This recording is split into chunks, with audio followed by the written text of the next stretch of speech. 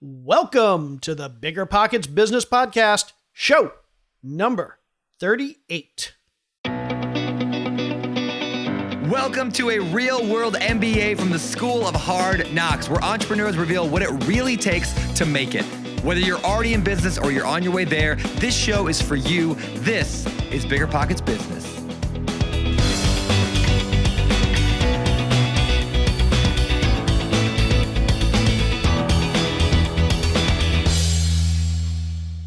Hey there, everybody. I am Jay Scott. I am your co-host for the BiggerPockets Business Podcast, here again this week and this new year with my lovely co-host, Mrs. Carol Scott. How you doing today, Carol? Honey, just everything is just super fun right now, right? It's very exciting to be here in the new year, just a couple of weeks in. And the fact that it's 2020 just makes it extra special and extra cool and extra exciting. And we're also in the midst of executing all of the parts of this new business that we have going on. So just really great stuff all the way around. Absolutely. I agree. And this week we have a great episode for you, somebody that I've learned a whole bunch from, and I'm sure you will as well. His name is David Meerman Scott. He is author of 11 books, including the best-selling The New Rules of Marketing and PR. And he has a new book out this week called Fanocracy, Turning Fans into Customers and Customers into Fans. And in this episode of the podcast, he just gives tip after tip after tip on how you can turn your customers into the biggest fans of your business so that they end up growing your business for you. Now, I'm not going to give anything else away because he says it all so much better than I can.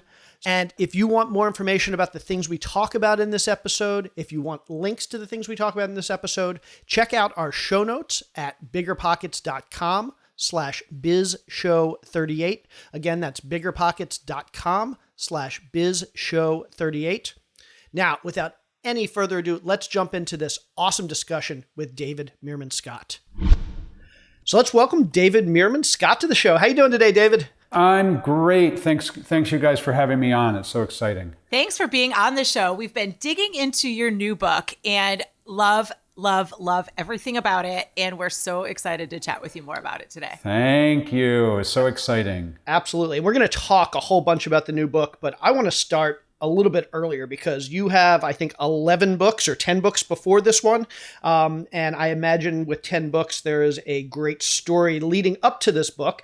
So we'd like to hear a little bit more about how you became a marketing expert, what you've done in your life, maybe a little bit about your other books. Just kind of catch us up to where we are today with your newest book. Yeah, sure, of course. And having 11 books is like having 11 children. They're all different. We love them all the same. I started out on a bond trading desk, which I hated and I was terrible at. And I had to escape. And I actually escaped to Asia. I lived in Tokyo for 7 years. I lived in Hong Kong for 2 years. And I was working for financial information companies like Thomson Reuters and Dow Jones. Then came back to the U.S. With Thomson Reuters most recently, and they fired me in 2002, and I had to figure out what the heck I was going to do now in a really tough job market. It was just after 9/11. So I went out on my own, and I initially started doing consulting, but then I recognized that because of my background in the financial information world, over nearly 15 years, I had a really big head start on the internet and what became social media because I understood how information worked in a really deep level and started to write and speak about how you can use the tools of social media, the tools of online communications in order to reach customers and grow business. And it was really super cool to have these ideas come out when they did. I'm best known for a book called The New Rules of Marketing and PR. And that book originally came out in 2007. It's now in the 6th edition. It's in 29 languages, something like 400,000 copies sold in English. And so 5 years ago, I was thinking to myself, I've kind of helped to create a monster, right? The whole online world is now becoming so disruptive, and people are pushing out so much nonsense information, and the Political dialogue is so polarizing, and companies are deploying robots to communicate with us. And I felt like business needs to get back to true human connection. And that was the impetus to begin researching and writing this book that ultimately became what I call a fanocracy. But really coming back to a genuine human connection with people that you do business with. That's awesome. Go ahead, Carol.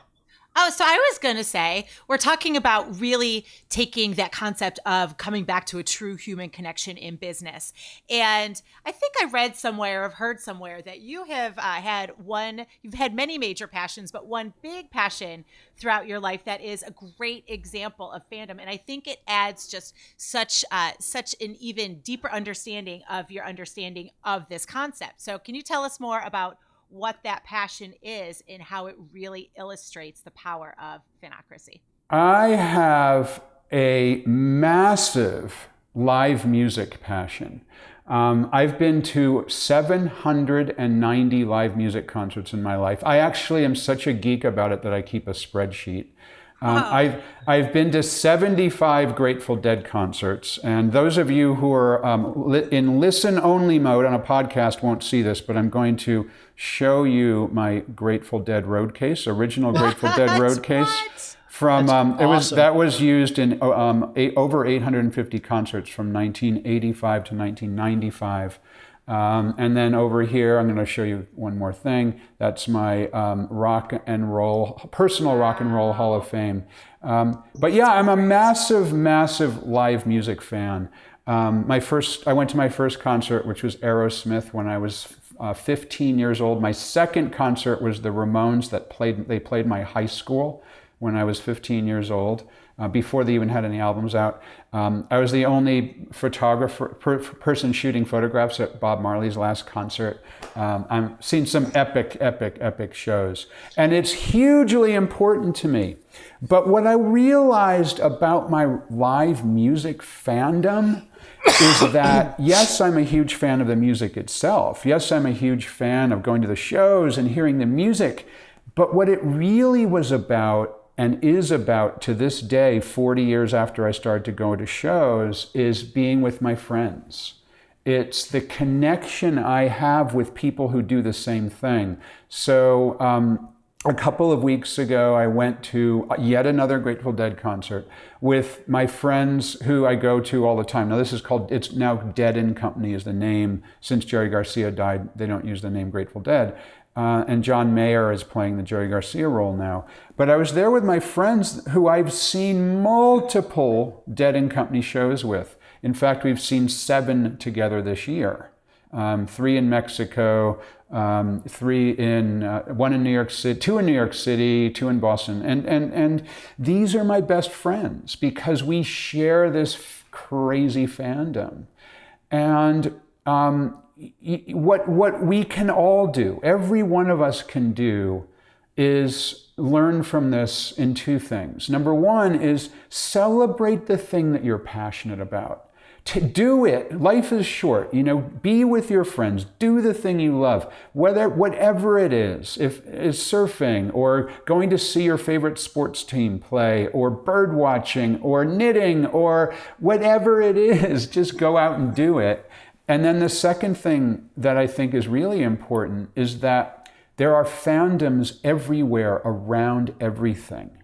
And if you can tap those fandoms, you can grow business because you can find the people who are like-minded and who are really passionate about the things that they love and build a business around it. That's what McKeel Hagerty did. He's the CEO and founder of Hagerty Insurance. Now, what's really cool about this is they have over 1 million fans. They have 1 million followers on their YouTube channel. They have 650,000 members of the Hagerty Drivers Club. And they sell automobile insurance, which is probably the most hated business on the planet because, number 1, everyone hates to buy it. And number 2, no one wants to use the product because it means you've crashed your car. And so McKeel Hagerty told me, you know what? I can't do business like everybody else because everybody hates my product and I'm just going to be a commodity. So what he did, he focuses on insuring classic cars. He realized there was already a huge fandom around classic cars and all he had to do was tap it.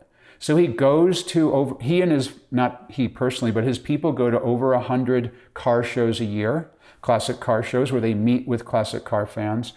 They put out this YouTube channel. They have the Drivers Club. They have an app for valuing classic cars. And by tapping into the fandom that already exists, Hagerty Insurance is by far the #1 provider of classic car insurance, double-digit compound growth since they started. They're going to grow by 200,000 members this year. Fabulous success story, all about tapping into an existing fandom. That's awesome. And so what I want to do real quick, because I don't think I introduced the book in our discussion. I'm holding up for those of you who are on video and you can see a copy, but it's called Fanocracy, Turning Fans into Customers and Customers into Fans. I need to point something out because I thought this was really interesting. The book is all about you helping business owners, brand managers, people that control brands, increase their sales, increase their marketing to build a customer base, to build a fan base. So the book is talking from the perspective of being a business owner and how to do this. But the very first story you told about the Grateful Dead, you came at it from the other side. When I think of the Grateful Dead, I've never been to a Grateful Dead show. I can probably name one song they've ever written. But my brother is a huge Grateful Dead fan. Right. And even the millions of us out there that have never been to a Grateful Dead show, that don't know anything they've written, we know the Grateful Dead. They have done such a good job of creating this fandom, even amongst those who aren't deadheads, quote unquote. Yep. We're still fans to some degree. If you ask me if I'm a fan of the Grateful Dead, I wouldn't use the word fan, but I respect them. I get that they have this tremendous culture. So you're looking at it from even though you've written this book that's geared towards business owners, this first story you tell, you talk about your fandom for this other brand, this band. And I think of it as like probably the single greatest example of what fandom can create. The Grateful Dead is just, it's unbelievable. Any other band that I've never been to a show, couldn't name one of their songs, I probably wouldn't think twice about. But I feel like I know the Grateful Dead just because of this brand that they've built and this connection they have with so many people. They've done a fabulous job with it. And I'm going to move my camera over here now. So you should be able to see a Grateful Dead Steely, which is their logo. Yep. And even if you're not a fan of the Grateful Dead, people recognize that logo. And in fact, now young people, Gen Z and millennials, weren't even alive when Jerry Garcia passed away, are wearing that logo as a t-shirt. And it's kind of remarkable. The Grateful Dead did something to build fans that we talk about a lot in the book through different contexts, but they actually allowed their fans to record their concerts. They were the only band that did it. If you got a Rolling Stones ticket or Pink Floyd ticket or Who ticket, it would say on it, no recording allowed, no audio equipment allowed, no video equipment allowed. The Grateful Dead said, sure, why not? And in the beginning, it was cassette tapes, and then it became MP3 files that people could trade. They said, please don't sell those recordings, but feel free to record it, share it with your friends, share the tapes, share the MP3 files.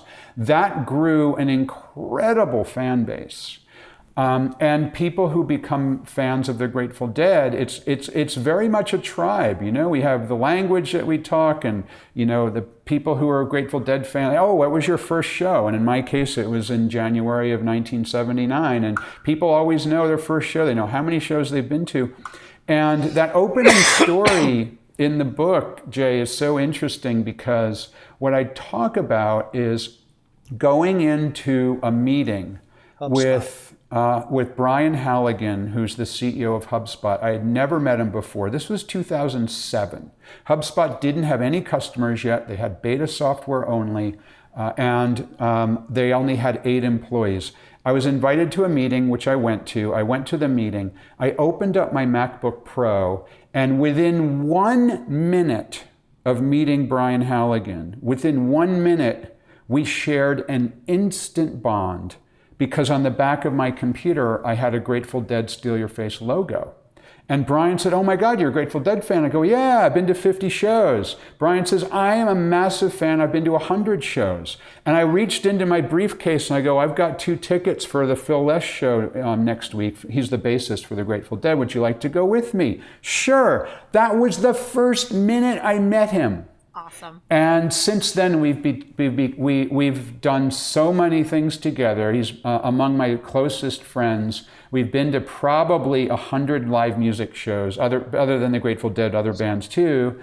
He invited me, within a week of that first meeting in 2007, he invited me to join the HubSpot advisory board, which I did. So I've been on the advisory board since 2007. And every year I get a stock grant. When I first joined, the company had 8 employees, no customers. You can imagine what the stock was worth. It's public on the New York Stock Exchange now, something like a $6 billion market cap. So I not only got a great friend out of this, it was also incredibly lucrative business-wise to do business with HubSpot based on the fact that I had a sticker on my computer. That was the best sticker you ever could have purchased. It was an awesome valuable sticker. Piece of currency ever to rock your world. I know, right? Can you imagine joining an advisory board of a company because you bonded with the CEO because you're both fans of the same band? And that happens all the time. That's awesome. You're wearing a T-shirt with a sports team, or whatever it is. People talk about it with golf. That's the cliche. I'm going golfing with someone, but it's all kinds of different things that build those bonds with people in the business world. That's awesome. Now, I want to go back because you told a story a few minutes ago and we got sidetracked, and I was so excited to talk about the Grateful Dead that I'm always excited to talk about the Grateful Dead, so thanks for going down that rat hole. But you brought up a great story that kind of led into a question that I had for you. And I should point out for anybody that reads this book, that reads Fanocracy, I love the way you wrote it. It's basically, it's very narrative form. It's story after story after story. So it's not just telling you what to do. You can see what dozens of other company owners and companies have done. So I love that. And you tell the story in the book about Hagerty Insurance. Yes. And that leads me to my question of, a lot of us are running businesses that on first blush, we tend to think, no, this doesn't work well. Fanocracy, the whole concept of creating fandom, doesn't work well for our business. Maybe we are an online company. Maybe we're a B2B. Maybe we're a company that literally we have one touch point ever with a potential customer. And so we're not the Grateful Dead. We can't start. We're not a consumer product that we can build a long-term relationship. So for those business owners that are in a space where we don't necessarily see the obviousness of how we build a fandom, what's your advice to them? And would you say that anybody can build a fandom regardless of the space they're in? Yeah, so after spending 5 years researching this topic, I'm absolutely convinced that everybody can build a fandom. There's no question about it.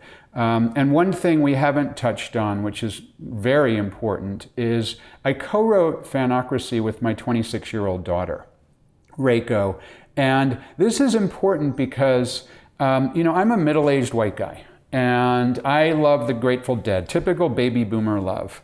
But my daughter, Reiko, she's a mixed race millennial woman who loves Harry Potter and gets dressed up to go to Comic-Con every year. So we're completely different on one hand, but as we researched the idea of fandom, we realized that our ideas around fandom were exactly the same. And so when we dug in we decided to write this book together 5 years ago. She also, interestingly, did a neuroscience degree at Columbia University and is now in her final year of medical school. And you know that from having read the book because she tells some stories around that. But so we looked at the neuroscience aspects of fandom. Of which there are several, and I want to share one in just a moment. But what Reiko added, which I think is so interesting, is the idea that even if you're a doctor or a dentist or an insurance agent, you can still build fans. And she shares how if a doctor, for example, really truly begins to understand the entire patient through a concept called narrative medicine, understanding the narrative of the patient, not just the patient's symptoms, that bond between that doctor and that patient becomes fabulously strong. That's because of neuroscience. And they become a fan of their doctor. But if the doctor is simply, okay, what hurts? Oh, your heart rate is this, your blood pressure is this, take these pills, go away. There's no fandom that's built. So it's any business, it's any entrepreneur, it's anybody who is out there doing business in any form who can develop fans. Excellent. Yeah. Go ahead, John. Yeah, I was going to say, because you mentioned the doctor thing, it reminds me of a story. I have a friend who is a surgeon, and she once told me a story about how with malpractice and doctors, that the largest correlation between malpractice and doctors, like the largest indicator of whether a doctor is likely to get sued for malpractice, is whether the patient likes them. It has nothing to do with how they feel their treatment was, whether they feel they're a good doctor or surgeon, whether they would give them a 5-star on their technique as a doctor, but it's how much they like them. And if you like your doctor, you're less likely to sue them for malpractice. And that kind of always stuck with me. And I think that kind of says exactly what you were saying from a different perspective. It's fascinating. And there's also evidence that suggests that if you like your doctor, you're more likely to follow the directions your doctor gives you about how to get healthy. You know, if you don't like the doctor and they say you have to do this exercise or take this medicine or avoid this particular food, you know, you may not be as willing to do that as if you like and trust your doctor. So there's all sorts of reasons to do this. And you know, the other thing that I found so interesting on the neuroscience side of things is the idea of physical proximity. And that's one of the chapters in Fanocracy. But we're learning now through neuroscience that we humans are hardwired. It's in our DNA, it's in our ancient brain, that the closer we get to someone physically, the more emotional that human connection becomes, the more powerful that connection becomes. And so this means the closer you get to someone, if you trust and like them, like your doctor, for example, the more positive that connection becomes. But if you don't like someone or don't trust them or don't know whether you can trust them yet, like you get into a crowded elevator, then that can be a negative reaction. This is hardwired. It's part of our DNA because we need to understand as humans, do I need to begin to worry about fighting or fleeing this particular human being or not? And so there's 4 levels of proximity that have been defined by a neuroscientist called Edward T. Hall. The first one is 20 feet or further away. In that area, we don't track those people. We know we're there, they're conscious they're there, but we don't really pay that much attention to them. That's like going into a big room and you're sort of aware there's other people far away from you. Then 4 feet to 12 feet, that's called social space. And within social space, our human brain begins to track people. We can't help it. We are unconsciously looking at those people. Are they friends, foes, potential mates? We can't help it. Within 4 feet, and about 1.5 to 4 feet, that's called the personal space. So you got personal space, social space, and then public space. With personal space, it's cocktail party distance, 1.5 to 4 feet. That's when it gets really powerful. That's cocktail party distance. That's when you have close friends, and our brains bond with those people when we like them. What that means for all of us to grow fans and to build business and to grow our businesses, the more opportunities we have to get in proximate with other people, to get closer to other people. You know, the old going to lunch thing, or can your company host a meeting with other customers? Can you run a conference or an event? Can you get on an airplane and go visit people? That's really important stuff. And it's very, very, very powerful. And I'm going to take it one step further. So some people listening in might say, yeah, well, but I run a digital business or I run a commodity business. Well, it turns out there's a virtual proximity that everybody, every single one of us can do. And that is, our brain is also hardwired that when we see somebody doing something, our brains, the neurons in our brain fires as if we're doing it ourselves. They're called mirror neurons. So I have a lemon in my hand, and those of us on video can see the lemon, and here's a slice of lemon, and you can see the slice of lemon. If I take a bite of this lemon, my brain fires. So I can, like, my eyes unconsciously close and my mouth begins to water and I kind of pucker up, and it's a really powerful thing that goes on in my brain. And I would guess that everyone who saw that, and most of you who are simply hearing it, are also experiencing the exact same firing in your brain. Yep, I just tasted that lemon. I would guess that you're tasting that lemon, that your saliva glands are pumping from me just talking about or showing, in the case of those of you who are watching on video, that lemon.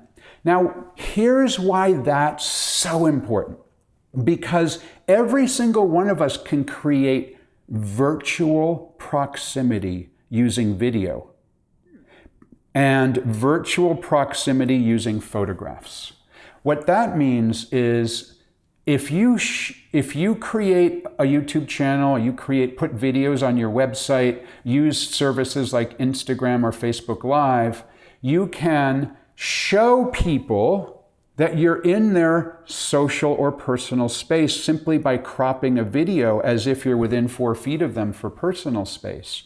And their brain fires as if you're right next to them physically, which is exactly why we feel we know and are friends with movie stars and television stars. We've never met them, but our brain fires as if we're friends of them. And this is a really great way to build business. There's a dentist, his name is Dr. John Marashi. Dr. Marashi is a dentist. And people would say, how can a dentist grow fans? He's got 12,000 or 13,000 followers on Instagram because he's using this concept of mirror neurons. He's constantly pushing out photographs of him, and sometimes with his family, sometimes he loves to skateboard, sometimes skateboarding, and sometimes with his clients out onto his Instagram. And that helps to build fans. And he's one of the most popular dentists in Southern California where he practices. So any one of us can use this technique. I know you asked me a really simple question, Jay, and I blabbed on a long time about neuroscience, but I think it's really fascinating that we're just now learning through neuroscience that it's possible to build fans just by getting close to people or even virtually close to people. Well, and I love that you expanded on it because as you're talking through this, something really struck a chord with me, right? And I'm thinking about, especially like you mentioned, the fact, which is so accurate, so many of the entrepreneurs out there, they are in a digital space. We have to look for different ways to virtually get into somebody's personal space. You're talking about that personal space being within 4 feet and making it feel like they're really there. And this is what occurred to me, David. We have 2 little boys, and they are obsessed with a few specific YouTubers. to the point where it makes me kind of crazy, to be honest. And I never thought about it until I'm sitting here listening to you. The ones that they are obsessed with aren't people who have videographers. They're people who walk around with they're shooting video on their phone as a selfie. So they're like they're like front and center, and my kids feel like they're off doing whatever random antics these YouTubers are doing. And I suspect, does that sound about right? That it's probably it's a neuroscience based thing because of the proximity with which they're shooting that video. It takes it to another whole level of relatability, of connectivity, and making them feel like they truly are part of that, and they want to get others to be part of that as well. It's exactly right. That's exactly the powerful thing that's going on in their brains. And, it's interesting that the old 60-minute style of shooting a video interview is they have two people seated next to one another, and they're talking to each other, and there's two cameras, one pointing over each of those people's shoulders, and then there's a wide shot that shows both of the people in there. In none of those cases is the person speaking directly to the camera. So you don't bond with people who are doing that kind of 60 minutes interview. But you do bond with what those YouTubers are doing, which is looking directly into the camera. And this also, you use the selfie word. This also explains the selfie phenomenon, because many people dismiss the selfie as frivolous. But in fact, the selfie is hugely powerful, because by definition, if you're holding your phone in your own hand, it's by definition about 4 feet away, which is right within that personal space. And when you snap that photo, you're looking at the camera, you're looking at the lens. And if there's several other people in the photo with you, they're all looking in the same direction. So your brain says those people are aligned with each other, and they're both looking, or all three or all five of them are looking at me. That's really, really powerful. What a lot of people have found is if they go and look at the stats on their Instagram or Facebook, those photos, selfies and other photos that you're looking directly at the camera, where it's cropped as if you're in someone's personal space, are among the most shared and liked and commented on images that people put out. I had a chance to share this idea with a quite well-known author. She won't let me use her name, but she has an Instagram, and she had been posting sort of landscape shots and pretty flowers and things like that. And she said, David, I didn't really want to put anything about myself. And then she did a selfie for the very first time. It had huge results, way more engagement than anything else. And it's because of this phenomenon. And all of us can do that. You can do it. I can do it. Anybody listening in can create videos or photographs or simple selfies, which are fabulously powerful to grow fans, and then in turn to build business for you. I love that. Thank you for expanding on that even more. And I want to make sure too our listeners understand we're talking so much about fans and the power of fans. And can you define for us, like, what are those characteristics that make a true fan, so we can understand why being a fan is so important for your business? What are those things that make them a fan, and what just makes your business grow because of having those fans? Sure. So we have a loose definition of a fan is somebody who is incredibly passionate about something. They can't wait to do that thing, whatever it is, again. They have people who they do that with, who become among their closest friends. And interestingly, there's a lot of people who share a fandom with somebody, with other people, and they become very close friends, but they rarely see those people outside of that fandom. That's like me and my Grateful Dead friends. We go to concerts 6 or 8 times a year, but we almost never see each other outside of that environment.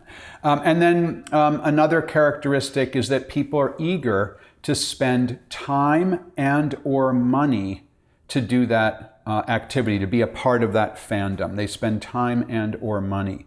And so that's sort of the loose definition. Now, what becomes really interesting for business people is that there are, and it's the subtitle of our book, you can either tap existing fandoms to turn those fans into your customers, and or you can have your customers and turn them into your fans, and they're much more likely to stick with you, much more likely to spend more money with you, much more likely, if you run some kind of subscription style business, to re-up every year and continue to be your fan. So is there an optimal direction to go? Should we be trying to turn fans into customers? Like, should we be starting businesses around our fans? Or is it just as effective to say, hey, we already have a business, we already have customers, let's turn them into fans? It sounds like it works both ways. It works both ways. Like, for example, we talked earlier about Haggerty. They were able to tap the existing fandom around classic cars, and then make those existing fans of classic cars into the customers of Haggerty. But then, over time, they also become fans of Haggerty. And incidentally, I have a 1973 Land Rover Series 3 that's been insured by Haggerty since 2005. 3 days ago, I got my renewal notice. Please pay for another year of auto insurance. Normally, if it's my regular car, I just drive my classic car for fun on weekends. But if it was when it's my regular car and it says, you got to pay us for insurance, I don't even know the name of the company that insures my regular car, right?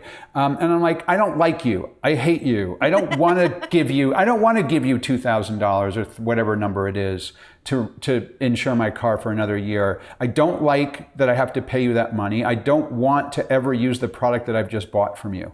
But when I pay the money to Haggerty, I like it because I love their YouTube channel. They send me a magazine every other month, which I love. I read it cover to cover about classic cars. They have the valuation report. I can see on a graph how much my car is worth. I love those guys. And I'm happy to give them the money every year to insure the car, because the alternative is a company I don't like. So not only have they turned fans into customers, but they've also turned their customers like me into fans. And it's not a mutually exclusive thing. For many organizations, they might do both, or they might do one or the other. I'll give you another example of an organization that really just goes one way, and that is Duracell batteries. Now, they're totally in a commodity business. And you would think, Duracell batteries, fans? What are you talking about? That's ridiculous. But in fact, they have a program called Power Forward. Power Forward gives away free batteries to the victims of natural disasters, hurricanes, floods, tornadoes. And hey, now that you've moved to Florida, maybe you'll be in the hurricane zone, Yay, right? And I live in the Boston area, so I'm in the heavy snow range. So they help people. Duracell helps people when the power goes out. In my case, a heavy snowstorm or floods or tornadoes or whatever it is. And they have a fleet of trucks that go into disaster zones and give batteries away for free. Now, this is fascinating. When their batteries are in the most demand, when the power is out and people need to turn on a flashlight or power a radio or whatever it is, they're giving away their product for free. And this Power Forward program is really popular. They actually airlifted some of their trucks and 700,000 batteries to Puerto Rico during Hurricane Maria, in the aftermath of Hurricane Maria, and gave away all those batteries. And people become their fans because they remember, in the time of need, this company wasn't trying to gouge me. They weren't trying to get me to pay for this thing. They gave me 4 batteries for my flashlight. And I will always remember that. And when I go into the store, even if it's a couple of cents more for the Duracell batteries, I'm going to buy them. So in their case, they're taking customers and turning them into fans. I love that. And this goes back, I think this is a great tip and the idea of giving freedom, giving freely, giving more than you ask in return. And you used an example from the Grateful Dead earlier in this interview where they basically said, take our music, take the videos. We're not going to license it to you. We're not going to make you pay for it. Take it, share it. It's free. And basically they were, in a way, they were potentially giving up money because people aren't necessarily going to buy as many things, or they're not going to license it, or they're not going to go buy the album when they have the video of it from the concert. But ultimately, that giving away came back to them in spades. They no doubt made millions and millions more by giving away than they ever would have made just by selling. Absolutely right, because you're right. They probably missed out on selling some albums because people got the music for free.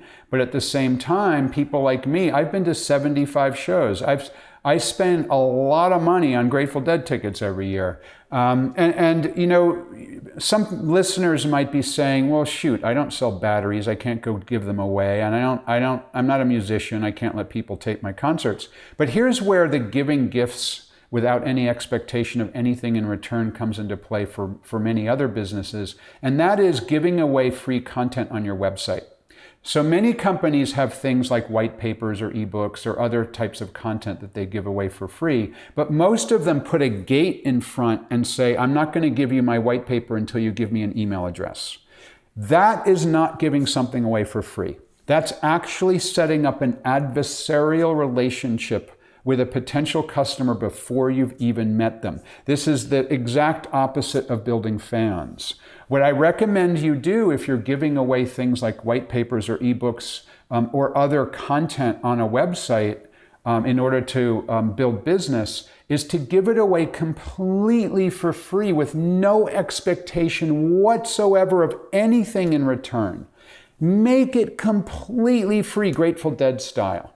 And, you know, I'm a believer. So I'm gonna first of all, I'm gonna give you the sort of Northern California airy-fairy kind of part of the reason for doing this, and I'm gonna get really much more specific. But the kind of feel-good vibe here is that when you give something away like that, you're giving the universe something. You're giving people something. And the universe will give back. Okay, so that's the kind of hippie bit, which I believe very strongly. The more I give away in my life, the more I give away in my business, the more that comes back to me. But here's the solid part of this is give away your first bit of content completely for free with no expectation of anything in return instead of trying to put a gate in front of your content. But then embedded in that initial free content, have an offer where they might want to register for something. So the way that feels is the white paper is completely free to get people interested. Then people will share it. They'll put it on social networks. They'll give it to their boss. All sorts of things will happen to that content. Then inside the white paper, say, did you like this white paper? Then register for our webinar. Or if you like this white paper, why don't you sign up for our email newsletter? Or if you like this white paper, why don't you contact us? We'll do a free assessment of your business. You know, whatever business you're in, I don't know what would make sense. You know, if you like our white paper about landscaping, give us a call. We'll come and give you a free assessment of what kind of landscaping would look good at your property. And that drives fans, number one, but it also drives business when you make that initial content free, but so few people do that. That's great. Yeah, it is counterintuitive. So many, like you said, so few people do that. It is typically, we've got lots and lots and lots of stuff to give you, but you're going to give us an email address first if you want to access that. So by flipping that on its head, like you said, you're throwing it in their lap. You're making them come back for more and more and more, and they want to stay connected with you. Yeah, exactly right. It feels like you're basically saying, let's be friends before we make it transactional. Because once you make it transactional, you've kind of set what's the term? You've set the stake in the ground. Yeah, you set the stake in the ground that now I'm trying to get money out of you. Correct. And obviously, as a business, you eventually want to get there, but you want to set the tone for the relationship first. And once you create the transactional side of things and you define it as a transactional relationship, you lose a lot of leverage. Exactly right. And the metaphor I like to use is the dating market. You know, I've been happily married for more than 20 years, so it's been a really long time since I've done this. But you know, if you're at a singles bar, I don't even know if there is such a thing anymore. It's an old-fashioned term, but you're at a singles bar. You know, you don't walk up to someone and say, "How much money do you make? Here's my phone number. Give me yours." That's the moral equivalent of the demand for the information to get the white paper. No, you have a chat. You connect with somebody first. You get to know one another. And then you might say, gee, may I have your phone number, your email address, or whatever it is. Excellent. Go ahead, Jay.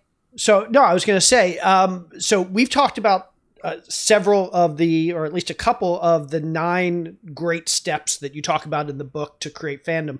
But the book, and one of the things I love about the book is it goes into all these steps, but there are so many other great tips just around living a passionate life, about business versus pleasure and things like that. Can you give us some additional tips on just as business owners, how we should be thinking about business, how we should be thinking about pleasure, how we should be thinking about life, to both make ourselves happy and in return make our customers happy and build our business? Absolutely. So what's been a truly remarkable thing that we've learned, my daughter Reiko and I, as we did this research, is how important it is for all of us humans to have things that we're passionate about. It's true of nearly everybody. Now, there are some exceptions. There's actually 5% of the population, we learned, that don't have something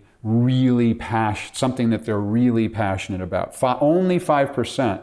And here's what I would say to those 5% who are listening in right now.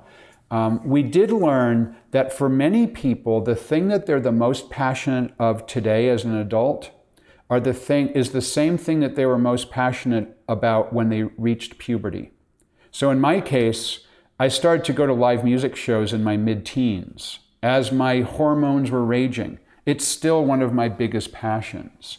And in fact, that's true of more than half of us. The thing that we were most passionate about as we were reaching puberty is what we're passionate about now. How about you guys? Does that fit in you? Carol and Jay? 1,000,000%. I was all about, strangely enough, there was in my little itty bitty town where I lived right around the time I hit puberty.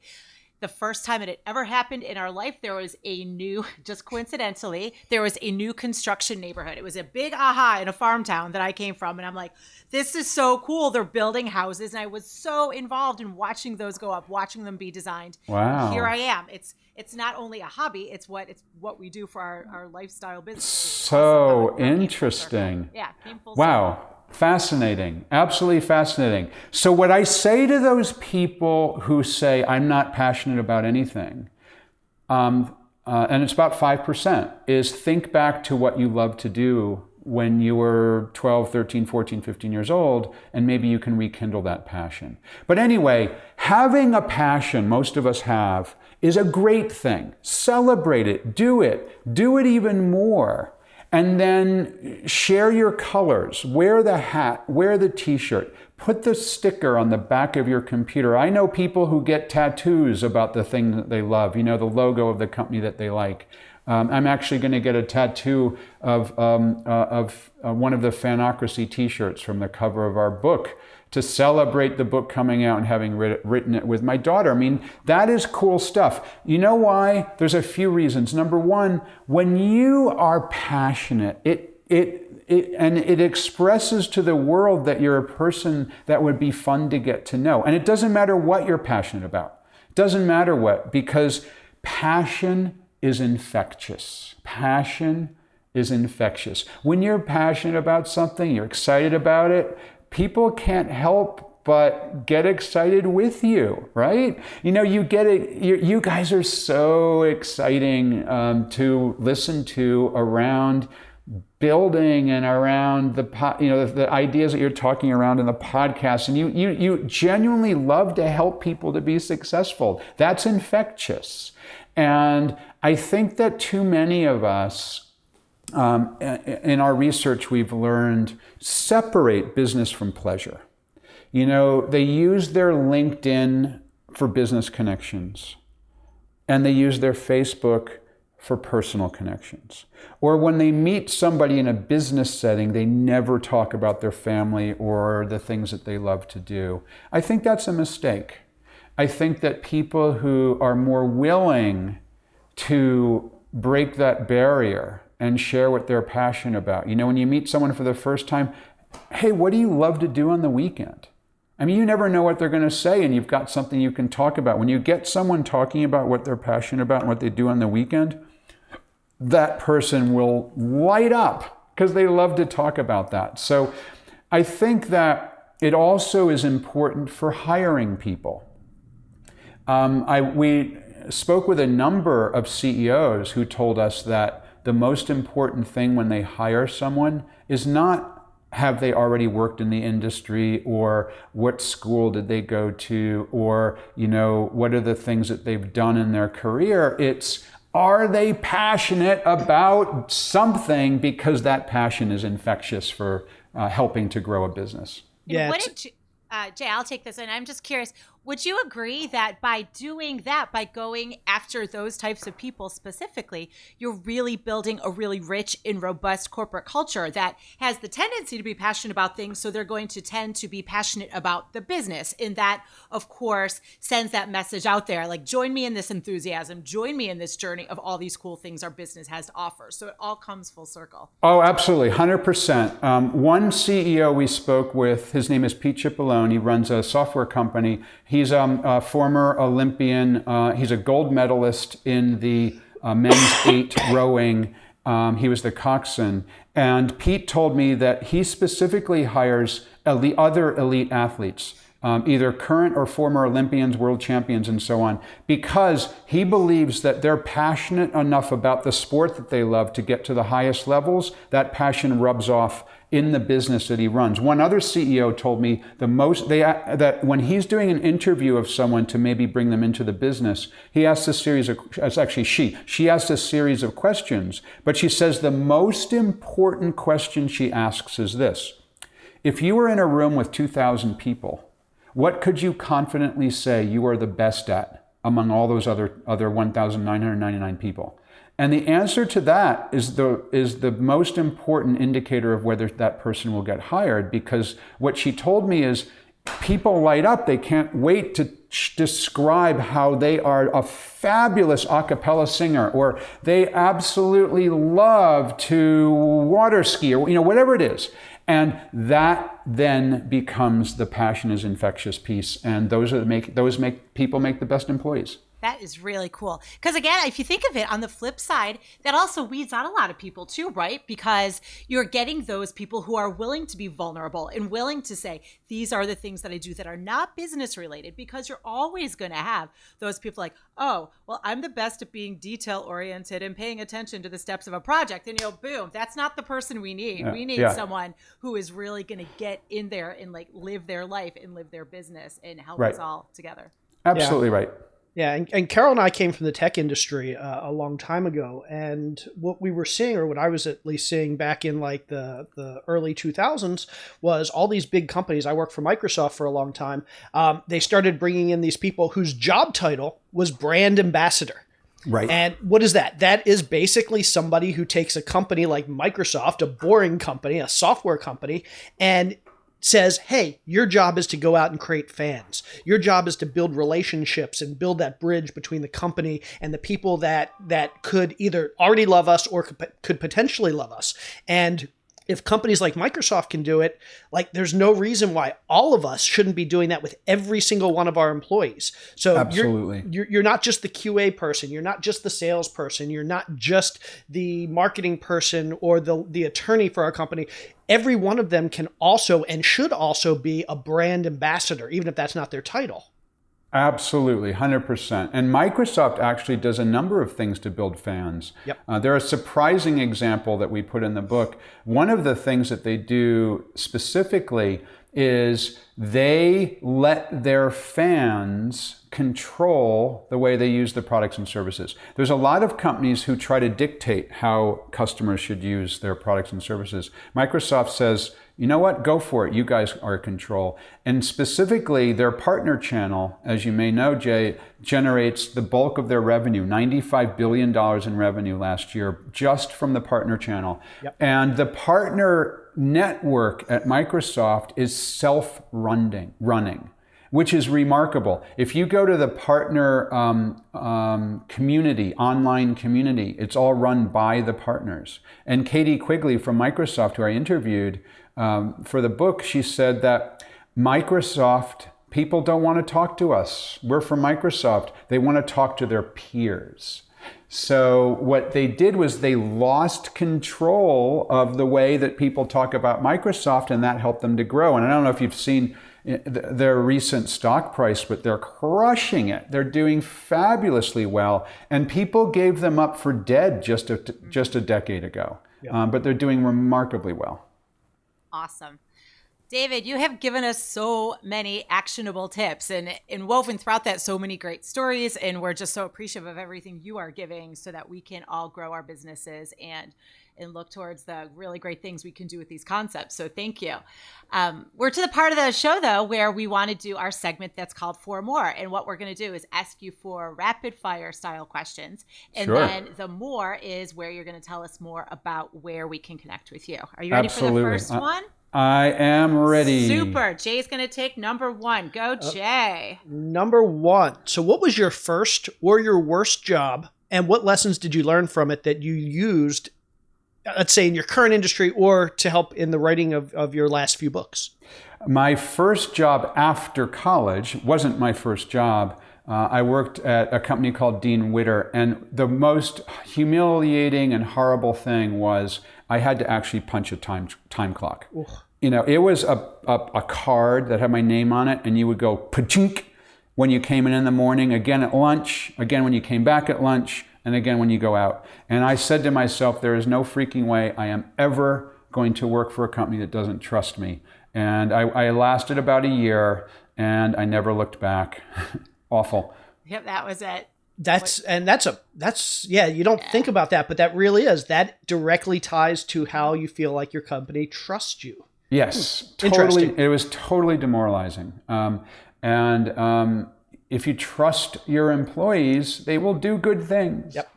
Very, very much so. Okay, here's my second question for you.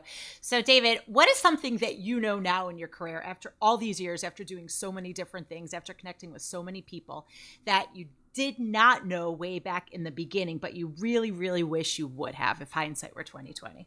Oh, how interesting. So I now make a lot of my revenue from delivering speeches. And I have to say that I was absolutely freaking paranoid about delivering speeches. I hated it. I didn't like it. And I realized I had to get good at it. So a couple of decades ago, I really dug in to become good at it. And I actually love it now.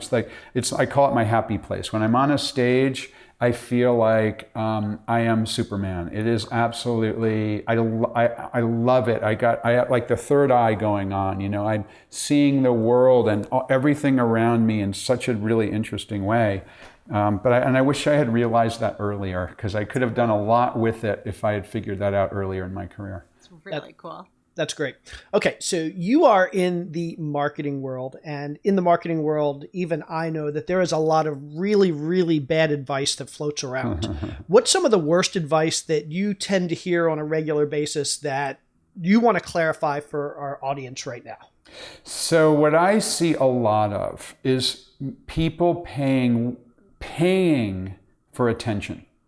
They're paying for attention by buying television ads or radio ads or newspaper ads or Google AdWords or boosting on the social networks. And I believe really strongly that if you develop fans, if you create interesting information, put it out on the web, if you are building true human connections, that you are generating attention for free. And I think that so many companies are selling people short by insisting that the only way to generate attention is to buy it. Love that. Awesome. Okay, I have the fourth one. It's my favorite. Okay, in addition to your amazing live music and Grateful Dead splurges, what is something else in your personal or professional life that you've splurged on along the way that was totally worth it?